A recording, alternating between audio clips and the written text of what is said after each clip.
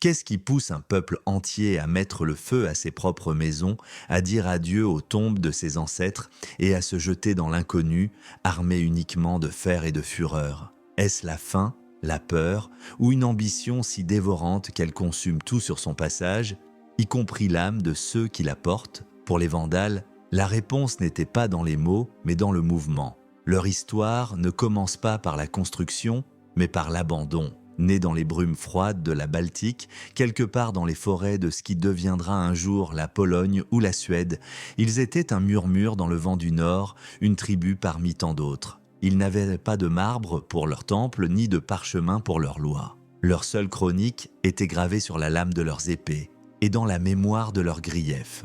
Ils n'étaient pas les premiers à se déplacer, ni les derniers. L'Europe de la fin de l'Antiquité était un chaudron bouillonnant, un maelstrom de migration où les peuples se poussaient, se heurtaient et se détruisaient les uns les autres. Les Huns avançaient depuis l'Est, une vague implacable qui déplaçait tout sur son chemin. Les Goths, fuyant cette terreur, se pressaient contre les frontières de l'Empire romain, cherchant refuge et trouvant souvent la mort. Dans ce chaos, les Vandales n'étaient qu'une pièce sur un échiquier immense et sanglant, mais une pièce qui refusait de suivre les règles.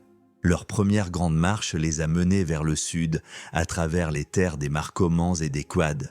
Chaque kilomètre était une bataille. Chaque rivière traversée était une victoire. Ils ont appris très tôt que la pitié était un luxe que seuls les sédentaires pouvaient s'offrir. Pour un peuple en mouvement, la pitié était un poids mort. Ils se sont battus contre les Goths, leurs cousins germaniques, dans des guerres d'une brutalité insensée. Non pas pour la gloire ou l'empire, mais pour le droit d'exister, pour un lopin de terre ou passer l'hiver. C'est dans ces conflits fratricides que leur caractère s'est trempé. Ils sont devenus pragmatiques, cruels et incroyablement résilients. Ils ont appris à se méfier des alliances et à ne croire qu'en la force de leurs propres bras. Pour eux, un traité n'était qu'une trêve, une occasion de reprendre son souffle avant le prochain assaut. Ils n'avaient aucune illusion sur la nature du monde. C'était un lieu où l'on mangeait, où l'on était mangé. Seriez-vous capable de renoncer à la paix pour avoir la chance de devenir le roi du monde, ne serait-ce que pour un jour? Les Vandales, eux, n'auraient même pas compris la question. Pour eux, la paix n'était qu'une pause entre deux guerres, une occasion d'aiguiser les lames et de compter les survivants. Leur premier contact significatif avec Rome ne fut pas celui d'un envahisseur, mais d'un mercenaire. L'Empire, déjà rongé de l'intérieur par la corruption et les guerres civiles, avait désespérément besoin de soldats. Il externalisait sa défense à ceux-là même qu'il qualifiait de barbares. Les Vandales, comme beaucoup d'autres, ont servi sous l'aigle romain. Ils ont combattu pour Rome en Pannonie, protégeant ses frontières contre d'autres tribus. Ils ont appris les tactiques romaines, étudié l'organisation de leurs légions, admiré la qualité de leurs routes et la richesse de leurs villes. Mais cette proximité n'a pas engendré le respect. Au contraire, elle a nourri le mépris.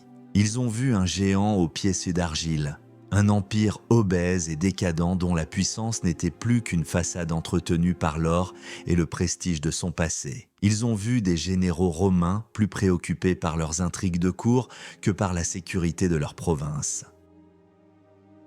Rome pensait acheter leur loyauté avec de l'or, elle n'achetait en réalité qu'une leçon d'anatomie militaire. Les Vandales apprenaient tout frapper. La rupture était inévitable. Poussés par les Huns, harcelés par les Goths, ils se sont retrouvés acculés contre la frontière la plus puissante du monde connu, le Rhin. Pour Rome, ce fleuve était plus qu'une ligne géographique. C'était une barrière psychologique, la délimitation entre la civilisation et le chaos. Des générations de légionnaires avaient versé leur sang pour la maintenir inviolée. Mais pour les Vandales, affamés et désespérés, ce n'était qu'un obstacle de plus. Ils n'avaient plus rien à perdre. Derrière eux, il y avait la famine et la mort. Devant eux, il y avait la Gaule, une terre de vignobles, de villes riches et de villas opulentes. Une terre qui appartenait à un empire qui les avait utilisés, méprisés et qui leur refusait maintenant un foyer. La question n'était plus de savoir s'ils allaient traverser, mais quand. Ils attendèrent leur heure, observant le fleuve, sentant le vent tourner. La colère d'un peuple entier se concentrait sur cette rive glaciale. Une colère qui allait bientôt submerger l'Occident. L'hiver de l'an 406 fut d'une rigueur exceptionnelle. Le froid était si intense que même les grands fleuves d'Europe, habituellement tumultueux, se figèrent. Le Rhin, cette artère vitale et cette barrière sacrée de l'Empire romain, se transforma en une autoroute de glace. Pour les légions romaines chargées de défendre la frontière, c'était une simple anomalie climatique. Pour les dizaines de milliers de Vandales, d'Alains et de Suèves massés sur la rive orientale, c'était un signe du destin, une invitation divine. Le 31 décembre, alors que les garnisons romaines célébraient la fin de l'année, engourdies par le vin et le froid, le silence de la nuit fut brisé. Non par le fracas des armes, mais par le craquement sinistre de la glace sous le poids de milliers d'hommes, de femmes, d'enfants et de chariots. Le Rubicon de César était une décision politique. Celui-ci était un acte de pure survie, un peuple entier jouait son existence sur l'épaisseur d'une couche de glace. Le Rhin n'était plus une frontière, c'était une porte grande ouverte. La traversée fut une opération d'une audace folle menée dans l'obscurité glaciale. Il n'y eut pas de bataille rangée. Les quelques postes de garde romains furent submergés avant même d'avoir pu donner l'alarme. Au lever du soleil du 1er janvier de l'an 407, la Gaule se réveilla avec une gueule de bois et une invasion. L'Empire romain d'Occident venait de subir une blessure mortelle, mais il ne le savait pas encore. La vague barbare déferla sur la province avec la fureur d'un torrent trop longtemps contenu. Leur première cible fut Mogontiacum, l'actuelle Mayence, une riche cité commerciale. La ville fut prise, pillée et incendiée, puis ce fut le tour de Treverorum, l'une des capitales de l'Empire, une ville de palais et de basiliques. Elle aussi fut mise à sac. La nouvelle se répandit comme une traînée de poudre, semant la panique. Ce n'était pas un simple raid pour du butin, c'était une migration armée, une marée humaine qui détruisait tout sur son passage. Les légions romaines, autrefois la machine de guerre la plus redoutable de l'histoire, étaient impuissantes. Éparpillées, mal commandées, elles étaient plus occupées à soutenir les prétentions de divers usurpateurs au trône impérial qu'à défendre le territoire. L'usurpateur Constantin III, qui avait pris le pouvoir en Bretagne, traversa la Manche avec le gros des troupes pour combattre d'autres Romains en Italie, laissant la Gaule pratiquement sans défense. C'est l'une des grandes ironies de l'histoire. Rome s'est effondrée non pas tant sous les coups des barbares que sous le poids de ses propres guerres intestines. Les Vandales n'ont fait que pousser une porte déjà pourrie. Ils avançaient méthodiquement, non pas en ligne droite, mais en éventail, dévorant la province. Les villas romaines, ces centres de richesse et de culture, flambaient les unes après les autres. Les routes construites pour le commerce et le déplacement rapide des légions servaient maintenant à accélérer la progression des envahisseurs. Rome avait construit les instruments de sa propre destruction. Pendant près de 3 ans, les Vandales et leurs alliés ont ravagé la Gaule. Ils n'ont pas cherché à s'installer, pas encore. Ils étaient comme une nuée de sauterelles, consommant tout avant de passer à la région suivante. Cette période a forgé une réputation de cruauté qui leur collera à la peau pour les siècles à venir. Étaient-ils plus cruels que les autres peuples de l'époque? Probablement pas. Les Romains eux-mêmes étaient un passé maître dans l'art du massacre et de la destruction. Mais les Vandales étaient les autres, les étrangers, la force du chaos qui venait déranger un ordre établi. Ils étaient l'incarnation de la peur pour une civilisation qui se croyait éternelle. Ils n'étaient pas des démons, mais des hommes et des femmes poussés à bout qui avaient appris que dans ce monde en plein effondrement, la seule loi qui vaille était celle du plus fort. Rome avait construit des murs pour contenir le monde, mais elle avait oublié que les hivers les plus rudes peuvent transformer les douves en autoroutes. La Gaule était à genoux, fumante et exsangue. Mais elle ne pouvait pas être une fin en soi. C'était une terre riche mais dévastée par leur propre passage. Et surtout, elle était toujours, en théorie, territoire romain. D'autres armées, d'autres usurpateurs, d'autres tribus barbares comme les Francs et les Burgondes commençaient à lorgner sur ces terres. La pression se faisait de nouveau sentir. Il fallait continuer à avancer, toujours plus au sud. Leur regard se tourna alors vers les Pyrénées, cette autre grande barrière naturelle. Au-delà, il y avait l'Hispanie, l'Espagne. Une autre province romaine, réputée pour ses mines d'argent, ses chevaux et ses terres fertiles. Une nouvelle promesse, une nouvelle cible. Le pillage de la Gaule n'était qu'un prélude, un entraînement. La véritable épreuve de force, celle qui transformerait une horde de réfugiés en fondateurs d'un royaume, allait se dérouler de l'autre côté des montagnes. L'Espagne les attendait. L'Espagne n'était pas une terre promise, c'était une arène. En franchissant les Pyrénées en l'an 409, les Vandales, les Alains et les Suèves n'ont pas trouvé une province romaine paisible prête à être cueillie, mais un nouveau chaudron de violence. L'autorité de Rome y était déjà fantomatique. Le territoire était une mosaïque de villes côtières riches, de vastes latifundias et de régions montagneuses quasi indépendantes. Les nouveaux arrivants se partagèrent le gâteau par tirage au sort, comme des joueurs se partagent un butin. Les Suèves et une partie des Vandales Hasding prirent le nord-ouest, la Galice.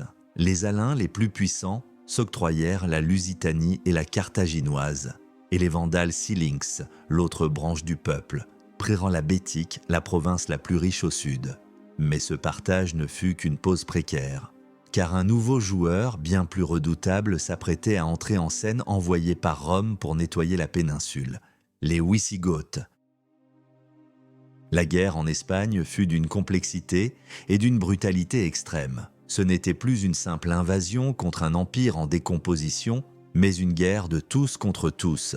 Vandales contre Suèves, Wisigoths contre Alains et tous contre les restes des forces romaines. Les alliances se faisaient et se défaisaient au gré des batailles. C'est ici que les Vandales ont véritablement appris l'art de la politique par la guerre. Sous le règne de leur roi, le redoutable Gundéric, ils ont développé une stratégie de survie implacable. Ils ont frappé les premiers et le plus fort. En l'an 418, les Wisigoths, agissant en tant que fédérés de Rome, ont écrasé les Vandales Silinx et quasiment anéanti les Alains. Les survivants de ces deux peuples n'eurent d'autre choix que de se réfugier auprès de Gundéric et de ses Vandales Hasding. Gundéric accepta et se proclama roi des Vandales et des Alains. Ce n'était pas un acte de générosité, c'était une consolidation de pouvoir. Il venait d'absorber les restes de ses rivaux pour devenir plus fort. Gundéric était l'incarnation parfaite de l'esprit vandale de cette époque, impitoyable, opportuniste et visionnaire. Il a compris que pour survivre dans ce chaos, il ne fallait pas seulement piller mais contrôler. Il a déplacé son peuple vers le sud, vers la riche Bétique, chassant les Suèves et défiant les Romains. Il a pris des villes portuaires comme Carthagène et Séville. Il a commencé à s'intéresser à la mer. C'est une idée révolutionnaire pour un peuple germanique venu du fond des terres. Les Vandales étaient nés des guerriers terrestres, des cavaliers. Mais Gundéric a vu que l'avenir de son peuple ne se jouerait pas seulement dans les plaines poussiéreuses d'Espagne, mais sur les flots de la Méditerranée. Il a commencé à construire une flotte, utilisant les chantiers navals romains capturés. Il a mené des raids sur les îles Baléares. C'était une répétition générale, une préparation pour le coup de maître qui allait suivre. En l'an 428, Gundéric meurt. Certains disent qu'il a été frappé par la foudre en pillant une église à Séville, une punition divine pour ses sacrilèges.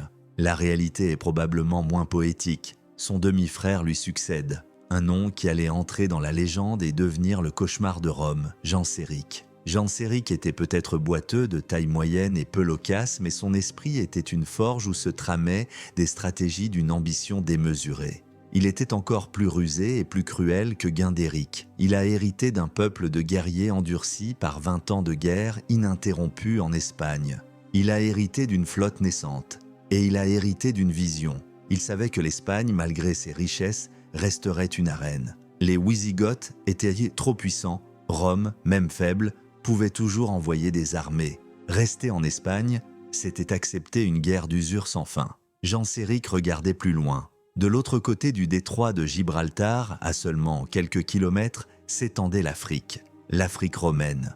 Non pas le continent entier, mais la bande côtière fertile qui s'étendait de l'actuel Maroc à la Libye. C'était la province la plus riche, la plus paisible et la plus vitale de tout l'Empire d'Occident. C'était le grenier de Rome, la source de son huile d'olive, de son vin et surtout de son blé. Sans le blé africain, la ville de Rome ne pouvait pas nourrir sa population. Contrôler l'Afrique, ce n'était pas seulement acquérir un territoire immense et prospère, c'était tenir la jugulaire de l'Empire. C'était un projet d'une audace folle, presque suicidaire, faire traverser à un peuple entier, près de 80 000 personnes, guerriers, femmes, enfants, vieillards, un bras de mer pour envahir un territoire fortifié. Personne n'avait jamais tenté une telle chose. Mais Genséric n'était pas un homme ordinaire. En Espagne, les Vandales ont appris une leçon vitale. Un trône n'est qu'un tabouret qui ne devient stable que lorsqu'il est calé par les crânes de vos ennemis. Et Genséric s'apprêtait à construire un trône impérial sur les ruines de la plus précieuse des provinces romaines. Le génie de Genséric ne résidait pas seulement dans son ambition, mais dans son sens du timing.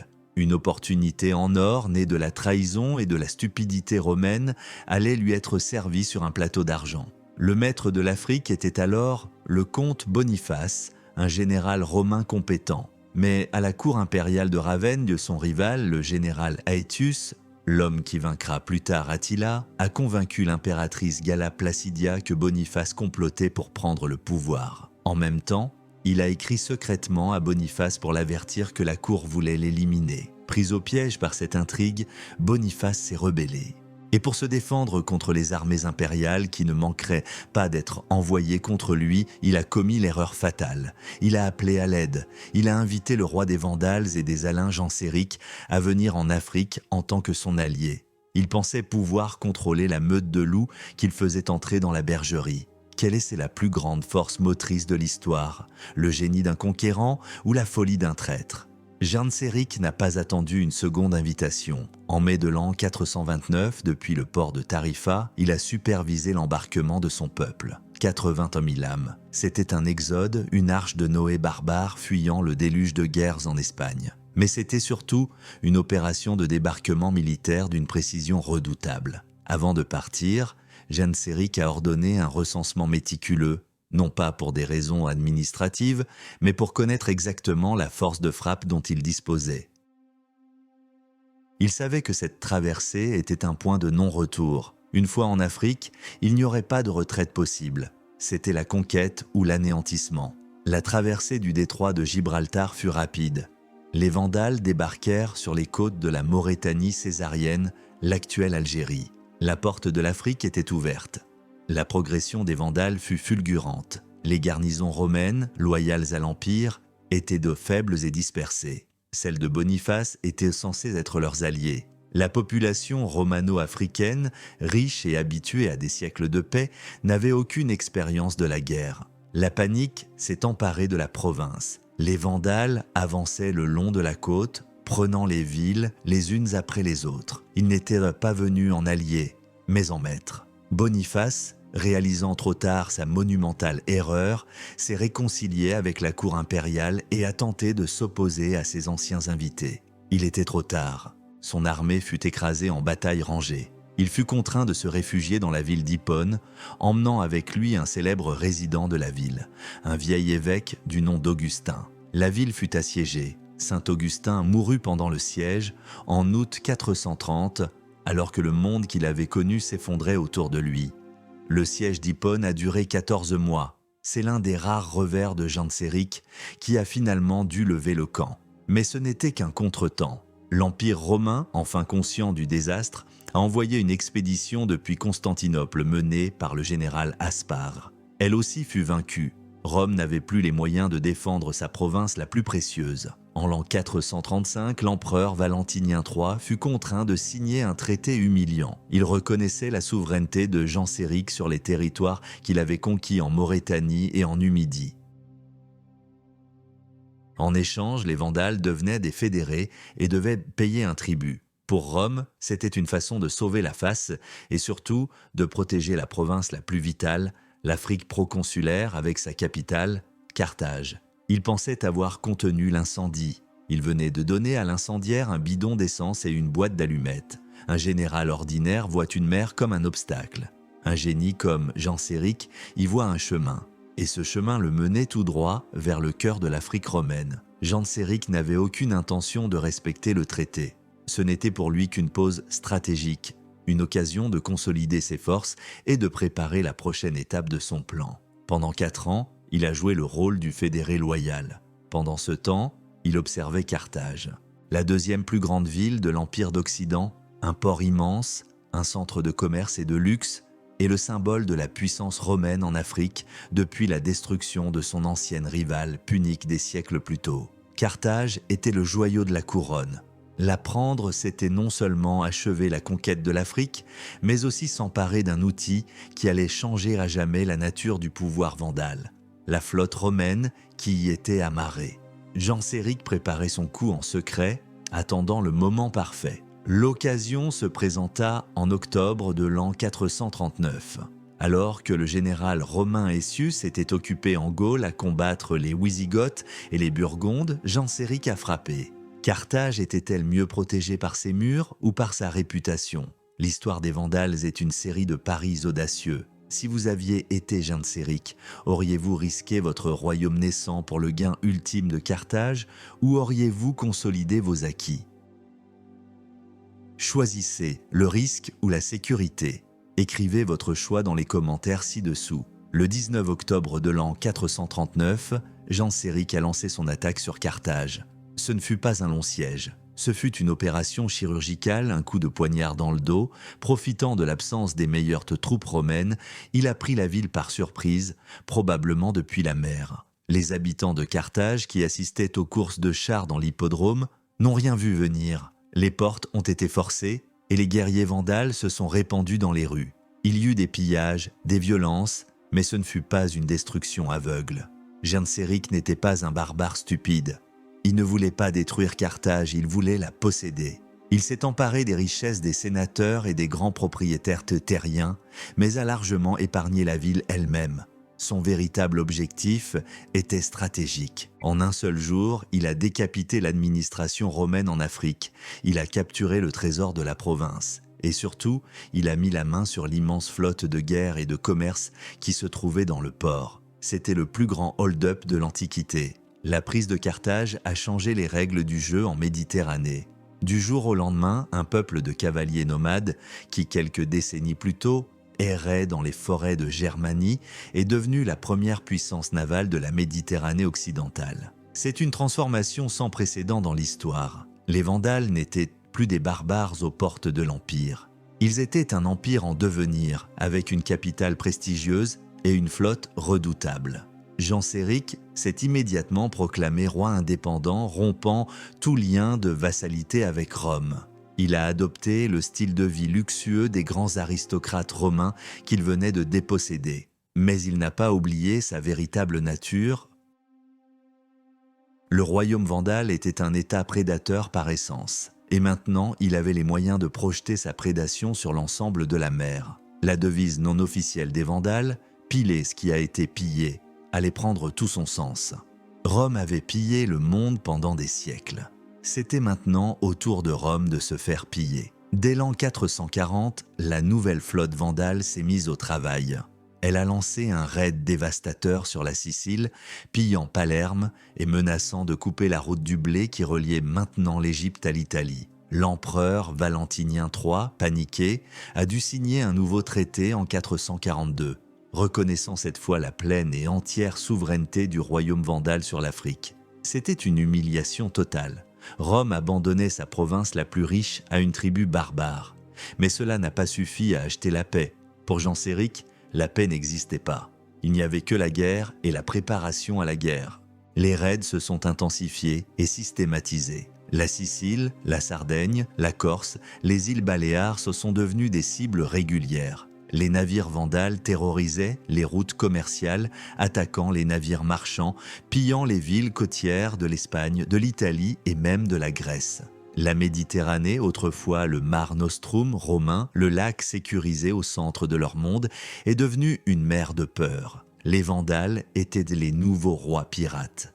Leur technique était simple et efficace. Ils utilisaient de petits navires rapides pour des attaques éclairs. Ils débarquaient, pillaient tout ce qui avait de la valeur, prenaient des captifs pour en tirer une rançon et repartaient avant que les forces locales n'aient eu le temps de réagir. C'était une guerre asymétrique, une guérilla navale contre laquelle la lourde machine militaire romaine était impuissante. le royaume vandale de Carthage est devenu une immense base de pirates vivant du butin de la mer. Genséric a utilisé ses richesses pour renforcer son armée, construire plus de navires et récompenser ses guerriers. Il a créé une nouvelle aristocratie vandale qui s'est vue attribuer les immenses domaines des anciens sénateurs romains. La population locale romano-africaine était réduite à un statut de seconde zone, souvent persécutée pour des raisons religieuses, car les Vandales étaient à des chrétiens ariens, considérés comme hérétiques par l'Église catholique majoritaire. Ils étaient des maîtres durs et sans pitié. L'ascension de la puissance vandale a culminé avec l'événement qui allait graver leur nom dans l'histoire de manière indélébile. En l'an 455, l'empereur romain d'Occident Valentinien III fut assassiné. L'usurpateur qui a pris sa place, Pétrone Maxime, a forcé la veuve de Valentinien, Licinia Eudoxia, à l'épouser. Selon la légende, Eudoxia, outragée et cherchant à se venger, aurait appelé Genséric à l'aide, tout comme Boniface l'avait fait des décennies plus tôt. Que ce soit vrai ou non, Genséric n'avait pas besoin d'une excuse. La mort de Valentinien annulait le traité de paix de 442. Et le chaos politique à Rome était une opportunité trop belle pour être manquée. En mai 455, une immense flotte vandale transportant une armée de vétérans quitta le port de Carthage. Elle ne se dirigeait pas vers la Sicile ou une autre île. Elle mettait le cap sur l'embouchure du Tibre, sur Rome elle-même. Rome pensait construire l'éternité en pierre, mais les Vandales ont prouvé que le vrai pouvoir n'est pas dans les murs, mais dans les navires qui peuvent contourner ces murs. Quand la nouvelle de l'approche de la flotte vandale est parvenue à Rome, ce fut la panique la plus totale. La ville éternelle, qui n'avait pas été prise par un ennemi étranger depuis le sac des Gaulois 8 siècles plus tôt, était sans défense. L'empereur, usurpateur Pétrone Maxime, voyant qu'il ne pouvait rien faire, tenta de s'enfuir. Il fut reconnu par la foule romaine, furieuse de sa lâcheté, et lapidé à mort. Son corps fut démembré et jeté dans le Tibre. Rome était sans chef, sans armée, livrée à elle-même. C'est alors qu'une figure est sortie de la foule pour affronter l'inévitable. Ce n'était pas un général, mais un vieil homme vêtu de blanc, le pape Léon Ier. Le même Léon qui, 3 ans plus tôt, avait réussi à convaincre Attila le Hun d'épargner la ville. Il est allé à la rencontre de Genséric, non pas pour le supplier de faire demi-tour, il savait que c'était impossible, mais pour négocier les termes de la reddition. L'accord conclu entre Léon et Genséric est l'un des moments les plus surréalistes de l'histoire. Le pape a obtenu la promesse que les Vandales n'incendieraient pas la ville, ne massacreraient pas la population et ne la tortureraient pas pour découvrir des trésors cachés. En échange de quoi? En échange de tout le reste. Les portes de Rome furent ouvertes et le 2 juin de l'an 455, l'armée vandale entra dans la capitale du monde. Ce qui a suivi n'était pas un pillage chaotique et frénétique comme celui des Wisigoths en 410. C'était un sac méthodique, organisé, presque professionnel. Pendant 14 jours, les Vandales ont littéralement dépouillé Rome de ses richesses accumulées pendant un millénaire de conquête. Ils ont agi avec la précision de déménageurs. Les navires attendaient dans le port d'Ostie, et un flux ininterrompu de chariots faisait la navette entre la ville et la flotte. Ils ont tout pris, l'or et l'argent des temples et des palais impériaux, les statues en bronze et en métaux précieux qui ornaient les forums. Les meubles de luxe, la vaisselle, les tapisseries des demeures patriciennes. Genséric a même fait enlever les tuiles de bronze doré qui recouvraient le toit du temple de Jupiter Capitolin, le sanctuaire le plus sacré de la Rome païenne. Mais le butin le plus symbolique qu'ils ont emporté étaient les trésors du temple de Jérusalem, que l'empereur Titus avait ramené à Rome après la destruction de la ville en l'an 70.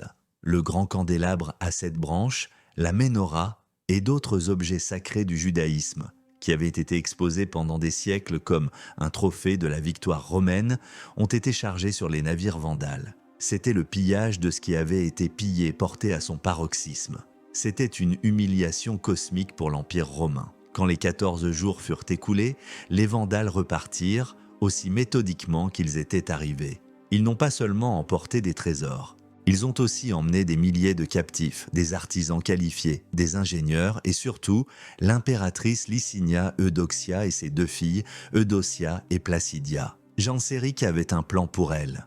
Il marierait son fils aîné, Hunéric, à Eudocia, mêlant ainsi le sang barbare à la lignée impériale de Théodose. C'était un coup de maître politique. Il n'était plus seulement un roi pirate, il était un acteur majeur de la politique impériale capable de faire et défaire les empereurs. Le sac de Rome de 455 a été un traumatisme profond pour le monde romain. Mais il a aussi donné naissance à un mot. Le mot « vandalisme », inventé plus tard par l'abbé Grégoire pendant la Révolution française, en est devenu à signifier la destruction gratuite et insensée. C'est l'une des plus grandes injustices de l'histoire. Le pillage de Rome par les Vandales n'avait rien d'insensé. C'était un acte de guerre économique et politique, calculé et exécuté avec une efficacité redoutable. Le vrai vandalisme, c'est peut-être de réduire un événement aussi complexe à une simple insulte. Le retour de la flotte à Carthage fut triomphal. Le royaume vandale était à l'apogée de sa puissance. Il contrôlait les routes maritimes, humiliait les empires et dictait sa loi à la Méditerranée. Genséric, le roi boiteux, était devenu le souverain le plus riche et le plus craint d'Occident. Il allait régner encore 22 ans, un long règne marqué par des raids continus et des manœuvres diplomatiques complexes. Il a vu une succession d'empereurs romains fantoches se lever et tomber, souvent avec son aide. Il a repoussé toutes les tentatives de Rome pour reprendre l'Afrique. Son royaume semblait indestructible, fondé sur la terreur navale et une richesse inépuisable. Mais une fissure commençait à apparaître dans la fondation de son État, une fissure qui n'était pas militaire mais religieuse. Le conflit entre la minorité dirigeante vandale, de confession arienne, et l'écrasante majorité de la population romano-africaine, de confession catholique nicéenne, allait devenir une bombe à retardement au cœur du royaume. Le royaume vandale était une construction étrange. Une petite élite de guerriers germaniques, ariens, régnant sur une population immense et sophistiquée de romano-africains catholiques. Pour Genséric et ses successeurs, cette différence religieuse n'était pas seulement une question de théologie. L'arianisme, qui niait la pleine divinité du Christ, était devenu une part essentielle de l'identité vandale, une façon de se distinguer de leurs sujets romains. L'Église catholique, avec ses évêques puissants et son influence sur la population, était perçue comme une cinquième colonne, une force potentiellement loyale à l'empereur de Rome ou de Constantinople. La méfiance s'est donc rapidement transformée en persécution. Les rois vandales, en particulier Hunéric, le fils de Genséric, ont lancé des campagnes brutales contre le clergé catholique. Les églises furent fermées, leurs biens confisqués, les évêques exilés ou exécutés. Cette politique n'a fait qu'aliéner davantage la population locale et affaiblir le royaume de l'intérieur. Pendant ce temps, l'Empire romain d'Occident continuait sa lente agonie, pour finalement s'éteindre officiellement en l'an 476. Mais, à l'Est, l'Empire romain d'Orient, que nous appelons Byzance, restait une puissance formidable. Pour les empereurs de Constantinople, la perte de l'Afrique était une blessure intolérable et une menace stratégique constante. Ils n'ont jamais renoncé à l'idée de la reconquérir. La plus grande tentative a eu lieu du vivant même de Genséric en l'an 468. L'empereur d'Orient, Léon Ier, a rassemblé une armada gigantesque, la plus grande flotte vue en Méditerranée depuis les guerres puniques. Plus d'1 millier de navires transportant plus de 100 000 soldats et marins. Une force d'invasion colossale commandée par le général Basiliscus, avec pour mission d'éradiquer le royaume vandale une bonne fois pour toutes. La flotte a traversé la Méditerranée et est arrivée au Cap Bon, non loin de Carthage. La fin des Vandales semblait imminente. Genséric, alors âgé de près de 80 ans, n'a pas paniqué. Il a utilisé sa ruse légendaire. Il a envoyé des émissaires à Basiliscus, prétendant vouloir négocier sa reddition. Il a demandé une trêve de 5 jours pour préparer les termes du traité. Basiliscus, arrogant et trop sûr de sa victoire, a accepté. C'était une erreur fatale. Pendant ces 5 jours, Genséric a préparé son arme secrète. Il a rassemblé de vieux navires de commerce, les a remplis de matériaux inflammables, du bois sec, de la poix, du soufre, et a attendu que le vent soit favorable. Dans la nuit du 5e jour, alors que la flotte byzantine était ancrée en désordre, confiante et sans méfiance, les Vandales ont remorqué leurs brûlots vers l'armada ennemie, y ont mis le feu et les ont laissés dériver au milieu des navires byzantins. Le résultat fut un enfer sur mer. Le feu s'est propagé avec une vitesse terrifiante d'un navire à l'autre. La panique s'est emparée des Byzantins. Les navires en feu s'entrechoquaient, les soldats se jetaient à l'eau pour échapper aux flammes, alourdis par leurs armures. Au milieu de ce chaos, la flotte de guerre vandale a surgi de l'obscurité et a commencé à achever les navires qui tentaient de s'échapper. Ce fut un désastre absolu pour l'Empire d'Orient. Plus de la moitié de la flotte a été détruite, des dizaines de milliers d'hommes ont péri. Basiliscus s'est enfui piteusement avec les restes de son armada. Le trésor impérial avait été vidé pour rien. La bataille du Cap Bon fut la plus grande victoire de Genséric, le couronnement de sa carrière. Il avait non seulement vaincu la plus grande puissance du monde, mais il l'avait fait avec une audace et une intelligence tactique stupéfiantes. Il mourut 9 ans plus tard, en 477, laissant à ses descendants un royaume puissant et redouté.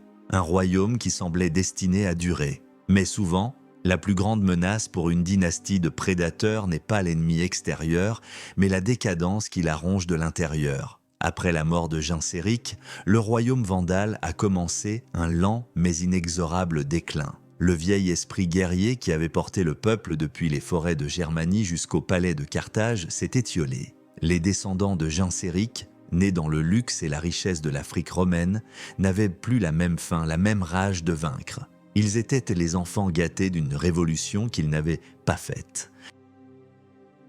Le fils de Genséric, Hunéric, était plus connu pour sa cruauté et ses persécutions religieuses que pour ses exploits militaires. Ses successeurs, Guntamund et Thrasamund, ont été des souverains plus modérés, mais ils ont dû faire face à un problème croissant, les révoltes des tribus maures à l'intérieur des terres. Ces peuples berbères, jamais totalement soumis par les Romains, ont commencé à grignoter les frontières du royaume vandale. Les guerriers qui avaient terrorisé la Méditerranée se retrouvaient maintenant sur la défensive sur leur propre sol. Ils gagnaient encore des batailles, mais ils perdèrent du terrain. Le prédateur était en train de devenir une proie. La victoire est-elle le début de la fin? Choisissez votre perspective. La conquête renforce un peuple ou la richesse le corrompt. Partagez votre avis dans les commentaires. Le royaume vandale est devenu une cage dorée. L'aristocratie vandale s'est vautrée dans le mode de vie romain qu'elle avait autrefois méprisé. Ils vivaient dans de somptueuses villas, passèrent leurs journées au therme, au théâtre et au cirque. Ils avaient oublié l'odeur de la sueur et du sang, le goût de la poussière sur la route. Ils parlaient latin, s'habillaient comme des Romains et confièrent la défense de leur royaume à des mercenaires. La machine militaire qui avait fait trembler 2 empires s'est enrayée. La flotte, autrefois la fierté de Genséric, a été négligée. Les guerriers vandales, qui recevaient des terres en échange de leurs services militaires, sont devenus des propriétaires terriens plus intéressés par leur récolte que par l'entraînement au combat. C'est un schéma classique de l'histoire. Les barbares conquièrent une civilisation, et en l'espace de 2 ou 3 générations, la civilisation conquiert les barbares en les amollissant. La richesse est un poison plus lent que l'acier, mais tout aussi mortel.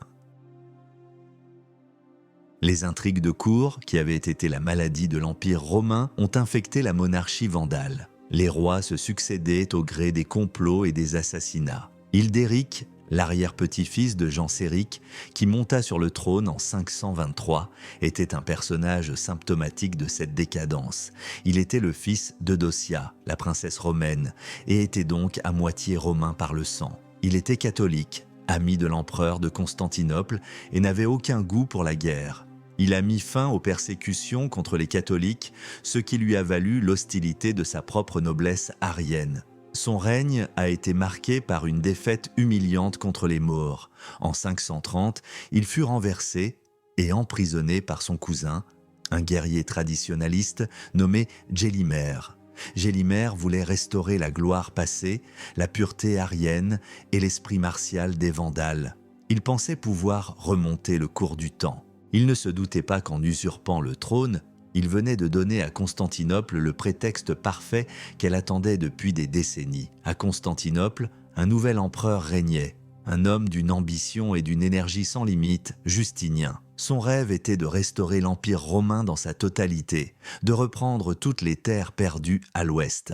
Il avait à son service l'un des plus grands génies militaires de tous les temps, un général nommé Bélisaire. L'usurpation de Gélimère et l'emprisonnement de l'allié de Byzance, Hildéric, étaient le casus belli idéal. Justinien a déclaré la guerre non pas pour conquérir, mais officiellement pour libérer le roi légitime et protéger les catholiques d'Afrique. C'était de la propagande, bien sûr, mais une propagande efficace. Malgré l'opposition de ses conseillers, qui se souvenaient encore du désastre de Basiliscus, Justinien a rassemblé une nouvelle force d'invasion.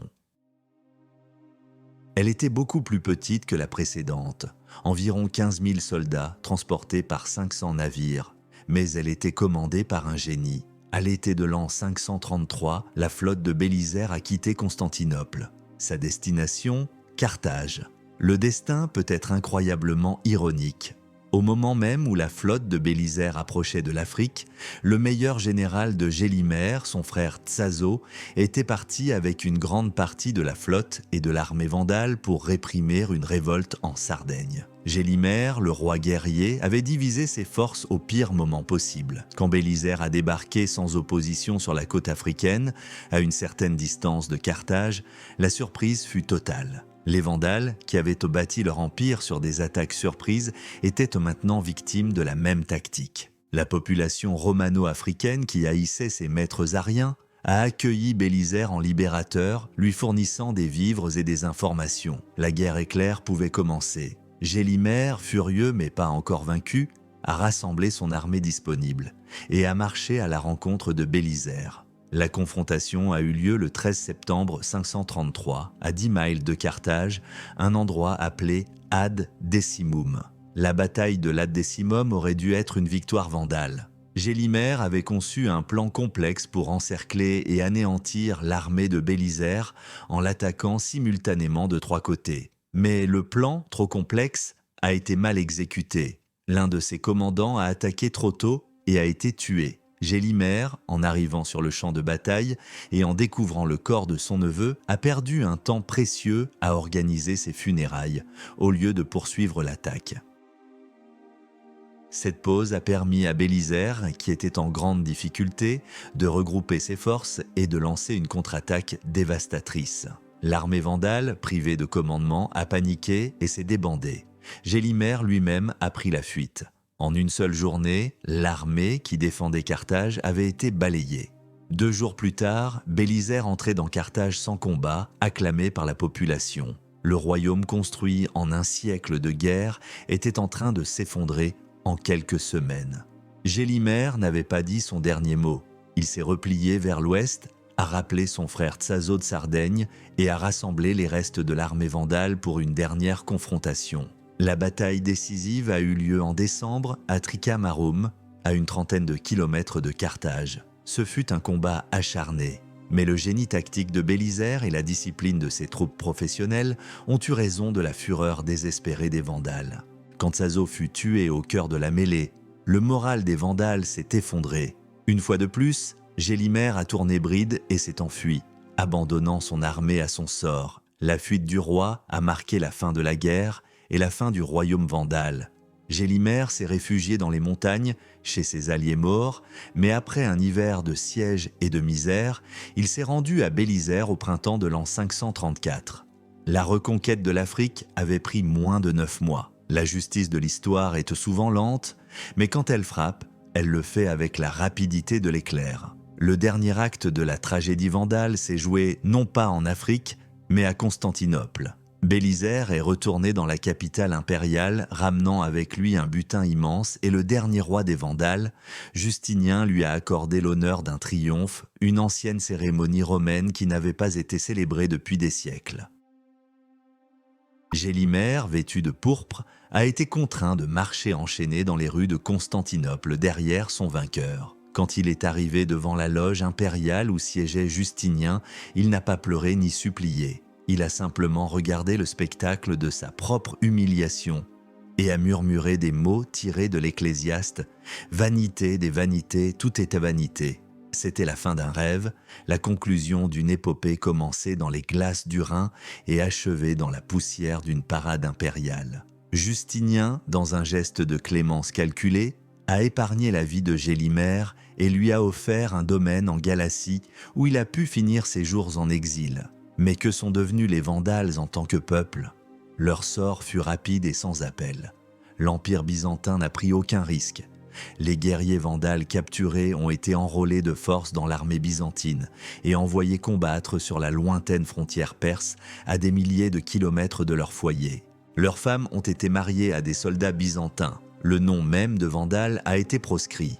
Une politique délibérée et systématique d'effacement a été mise en œuvre. En l'espace d'une ou deux générations, le peuple qui avait dominé la Méditerranée pendant un siècle a tout simplement disparu. Ils se sont fondus dans la population locale, ont perdu leur langue, leur religion aryenne et leur identité. Il n'y a pas eu de génocide au sens moderne du terme, mais une assimilation forcée, une dissolution culturelle complète. L'histoire a rarement vu un peuple aussi puissant s'évaporer aussi rapidement et aussi totalement. Où sont-ils passés? Nulle part. Ils sont devenus un écho dans le sable du désert. Leur héritage est paradoxal. Ils n'ont laissé derrière eux aucune littérature, aucune architecture notable, aucune loi qui ait survécu. Leur royaume fut une parenthèse fulgurante et violente dans l'histoire de l'Afrique du Nord.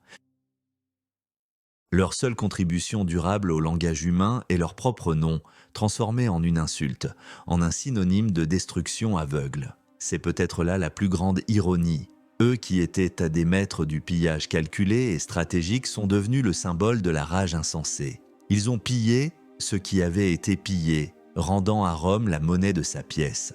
Ils ont prouvé qu'aucun empire n'est éternel et qu'un peuple désespéré peut renverser l'ordre du monde. Mais à la fin, ils ont été effacés de la carte, ne laissant qu'un mot comme épitaphe. Un mot qui ne leur rend pas justice, mais qui témoigne de la peur qu'ils ont inspirée. L'histoire des Vandales est un avertissement. Elle nous rappelle la fragilité des civilisations et la vitesse à laquelle la puissance et la gloire peuvent se transformer en poussière. Ils étaient des destructeurs qui ont bâti un royaume sur les os des autres. Mais les empires qu'ils ont attaqués, n'avaient-ils pas fait de même à plus grande échelle ? Le cycle de la violence, de la conquête et de la vengeance est au cœur de l'histoire humaine. Les Vandales n'en étaient qu'un chapitre particulièrement brutal. Un chapitre qui s'est refermé il y a longtemps, mais dont l'écho résonne encore. Que restera-t-il d'eux dans votre esprit? Des barbares impitoyables, simples agents du chaos, ou des rebelles tragiques qui ont défié un ordre mondial oppressant avant d'être écrasés par lui? Exprimez votre opinion dans les commentaires. Votre verdict est la dernière page de leur histoire.